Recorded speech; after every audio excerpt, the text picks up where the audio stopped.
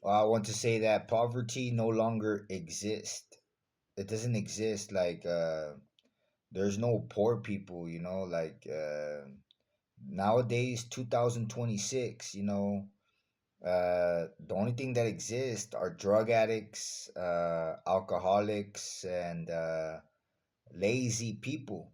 You know what I'm saying?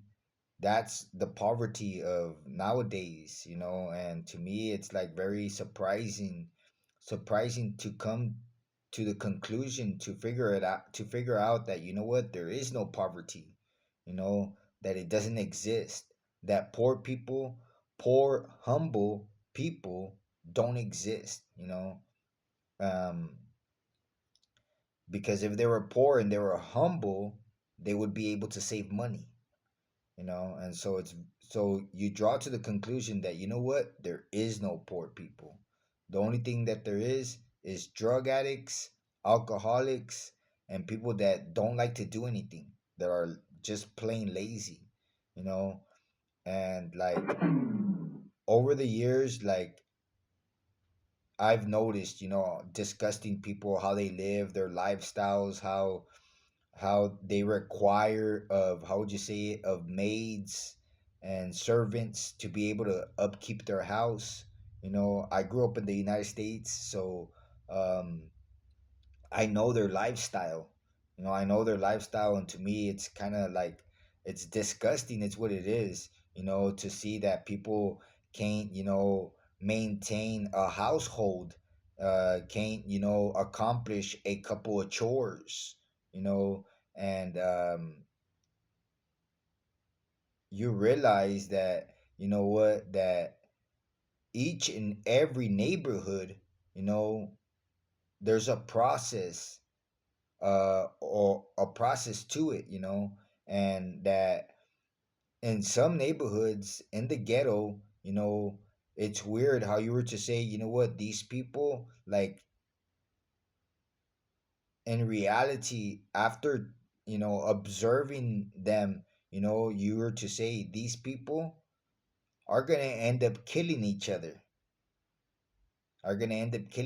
in one way or another, and like I would say to myself, after, a certain observation, I would be like, I won't be surprised if the neighborhood becomes empty, if the neighborhood becomes empty, you know, with so much people wanting to kill each other, you know, wanting to kill each other. And so, like, in some cases, like I've been near the situation where the people, like, they don't care, like, they don't care about life, they don't care about life, they don't care about poisoning somebody, they don't care about it. If they could get away with it, they'll do it, you know and I've been, like, close to situations where people are like that. They're like that, and I've even experienced it myself. One time I was in a restaurant called Chapitas, right?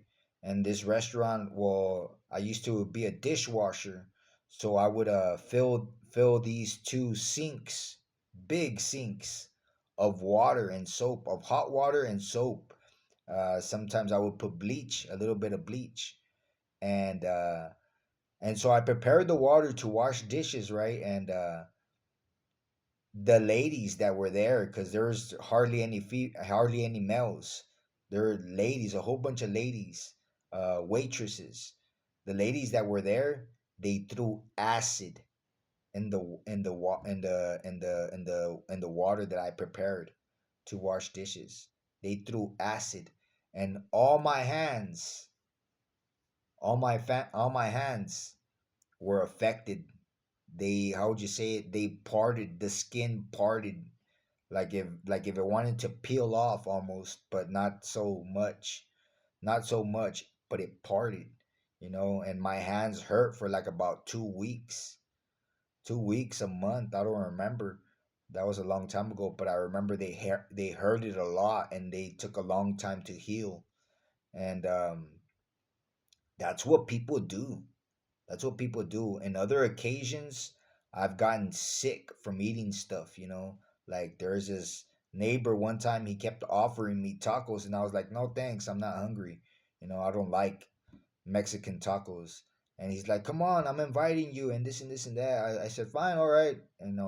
I ate the tacos and I was sick for like 2 days, throwing up, an extreme sickness, man.